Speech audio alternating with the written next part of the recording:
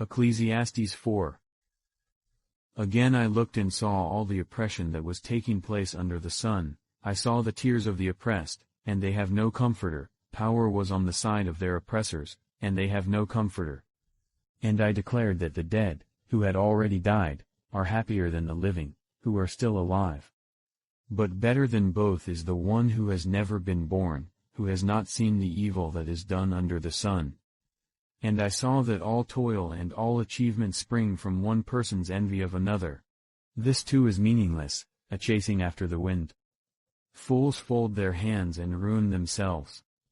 Better one handful with tranquility than 2 handfuls with toil and chasing after the wind. Again I saw something meaningless under the sun. There was a man all alone, he had neither son nor brother. There was no end to his toil, yet his eyes were not content with his wealth. For whom am I toiling, he asked, and why am I depriving myself of enjoyment? This too is meaningless, a miserable business. 2 are better than 1, because they have a good return for their labor. If either of them falls down, one can help the other up. But pity anyone who falls and has no one to help them up. Also, if 2 lie down together, they will keep warm. But how can one keep warm alone? Though one may be overpowered, 2 can defend themselves. A cord of 3 strands is not quickly broken. Better a poor but wise youth than an old but foolish king who no longer knows how to heed a warning. The youth may have come from prison to the kingship, or he may have been born in poverty within his kingdom. I saw that all who lived and walked under the sun followed the youth, the king's successor. There was no end to all the people who were before them. But those who came later were not pleased with the successor. This too is meaningless, a chasing after the wind. Ecclesiastes 5. 5.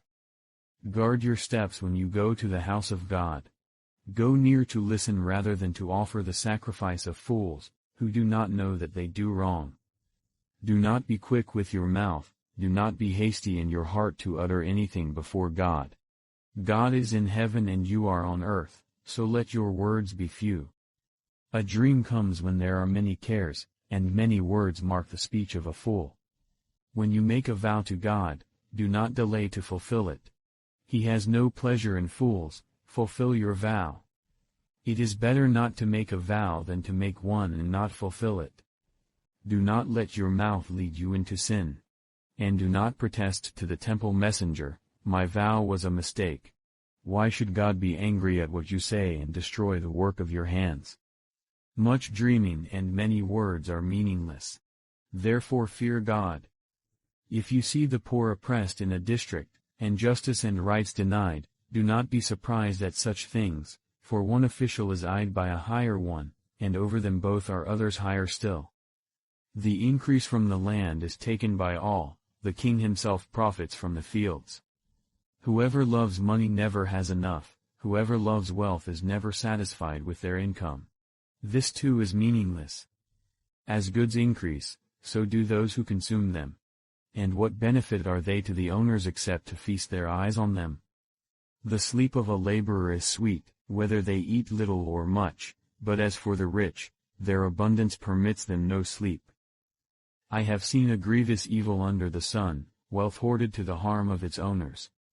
Or wealth lost through some misfortune, so that when they have children there is nothing left for them to inherit. Everyone comes naked from their mother's womb, and as everyone comes, so they depart.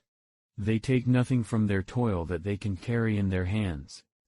This too is a grievous evil, as everyone comes, so they depart, and what do they gain, since they toil for the wind? All their days they eat in darkness, with great frustration, affliction and anger. This is what I have observed to be good, that it is appropriate for a person to eat, to drink and to find satisfaction in their toilsome labor under the sun during the few days of life God has given them, for this is their lot. Moreover, when God gives someone wealth and possessions, and the ability to enjoy them, to accept their lot and be happy in their toil, this is a gift of God. They seldom reflect on the days of their life, because God keeps them occupied with gladness of heart. Ecclesiastes 6. I have seen another evil under the sun, and it weighs heavily on mankind.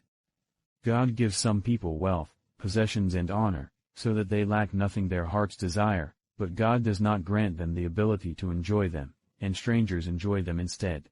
This is meaningless, a grievous evil.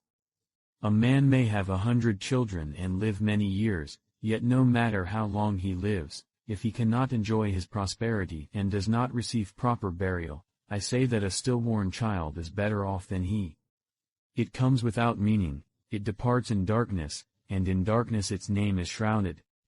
Though it never saw the sun or knew anything, it has more rest than does that man. Even if he lives 1,000 years twice over but fails to enjoy his prosperity, do not all go to the same place? Everyone's toil is for their mouth, yet their appetite is never satisfied. What advantage have the wise over fools? What do the poor gain by knowing how to conduct themselves before others? Better what the eye sees than the roving of the appetite. This too is meaningless, a chasing after the wind. Whatever exists has already been named, and what humanity is has been known. No one can contend with someone who is stronger. The more the words, the less the meaning, and how does that profit anyone? For who knows what is good for a person in life, during the few and meaningless days they pass through like a shadow? Who can tell them what will happen under the sun after they are gone?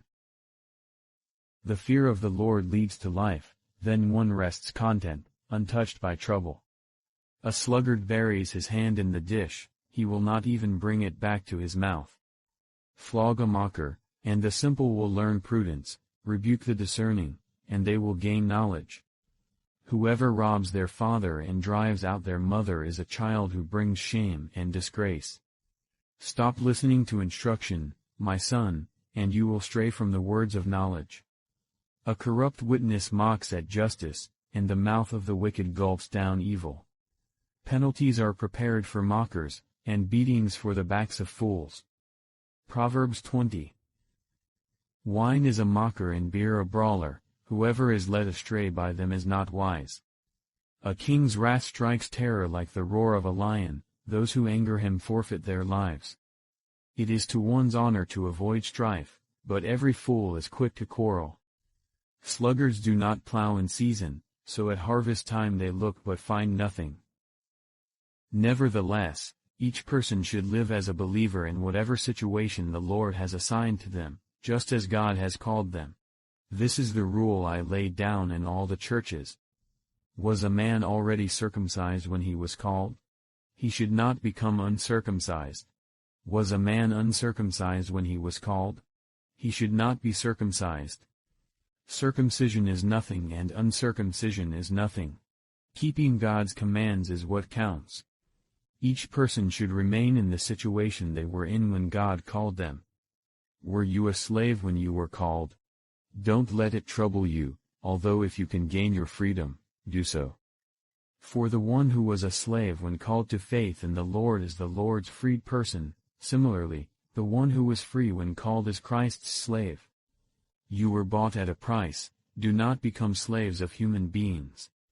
Brothers and sisters, each person, as responsible to God, should remain in the situation they were in when God called them.